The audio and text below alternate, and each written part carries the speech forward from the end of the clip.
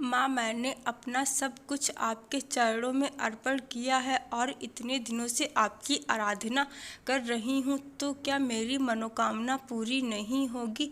ऐसा गायत्री दुर्गा माँ से कहती है, क्योंकि गायत्री के गाय का बछड़ा बहुत बीमार है और वह उसी के साथ खेलती, अपना सारा समय उसी के साथ व्यतीत करती थी, क्योंकि उसका कोई दोस्त नहीं था। एक दिन गायत्री अपनी गाय को चराने के लिए जंगल ले गई थी और फिर वहाँ तेज बारिश की वजह से गायत्री की गाय, उसका बछड़ा बहुत बीमार हो जाते और गायत्री माँ दुर्गा माँ की बहुत बड़ी भक्त थी। वह हर मुसीबत में, हर खुशी में, हर दुख में दुर्गा माँ को याद करती थी और हर बार दुर्गा माँ भी उसकी मनोकामना पूरी करती थी। और इस बार पता नहीं क्या हुआ कि उसने दुर्गा माँ से बहुत विनती मांगी, मनोकामना, लेकिन उसकी गाय नहीं बची और फिर वह बहुत दुखी हो गई। वह काफ़ी दिन तक मंदिर भी नहीं गई, माता के नाम के व्रत भी नहीं रखे और फिर यह देखकर माता रानी भी थोड़ा परेशान हो जाती है। आखिर काफ़ी दिनों से गायत्री उनसे मिलने क्यों नहीं आई? वह फिर एक बूढ़ी औरत का रूप लेती है, फिर गायत्री से मिलने निकल पड़ती हैं और फिर वह जब गायत्री के घर पहुंचती हैं तो वह दरवाज़ा खटखटाती हैं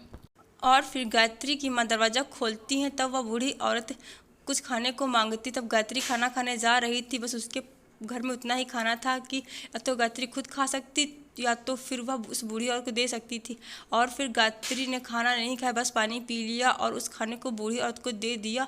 और फिर उस बूढ़ी औरत ने पूछा, बेटा क्यों परेशान, बहुत दुखी लगी? तो फिर गायत्री कहती, देखिए ना, मैं इतने वर्षों से दुर्गा माँ के व्रत रहती हूँ, यातना करती हूँ, उन्होंने मेरे गाय को नहीं बचाया, मेरी गाय मर गई और मेरा बछड़ा भी बहुत बीमार है। और फिर वह बूढ़ी औरत कहती है कि क्या तुम मुझे अपने बछड़े के पास ले जा सकती हो? तब गायत्री कहती है, क्यों नहीं, मैं अभी आपको अपने बछड़े के पास चलती हूँ, लेकर चलती हूँ। तब फिर वह बूढ़ी औरत बछड़े के पास जाती है, फिर अपनी आंखें बंद करके उसके सर पे हाथ रखती है और फिर कुछ देर बाद बछड़ा बिल्कुल ठीक हो जाता है। फिर गायत्री अपने माँ को बुलाने जाती है, जब तक वापस जाए तब तक बूढ़ी औरत वहाँ से गायब हो जाए। तब वह देखकर गायत्री देखकर बहुत अचंभित हो जाती है और फिर उसे ये समझ आ जाता है कि वह कोई और नहीं, दुर्गा माँ का ही रूप रखकर आई थी। और फिर वह बहुत खुश हो जाती है। फिर से जब नवरात्रि आती है तब वह बहुत धूमधाम से, खुशहाली से माता रानी के सारे व्रत रहती है और फिर माता रानी की कृपा उस पर सदा बनी रहती है। आशा करती हूँ कि आप लोग को ये छोटी सी कहानी जरूर पसंद आई होगी और आप लोग को नवरात्रि की ढेर सारी शुभकामनाएं। माता रानी आप लोगों के ऊपर हमेशा अपनी कृपा बनाए रखें। और मेरे चैनल पे अगर चैनल को प्लीज़ सब्सक्राइब, वीडियो को लाइक जरूर कर दीजिएगा। तब तक हम लोग मिलते हैं ऐसे किसी वीडियो के साथ। थैंक यू सो मच, बहुत बहुत शुक्रिया।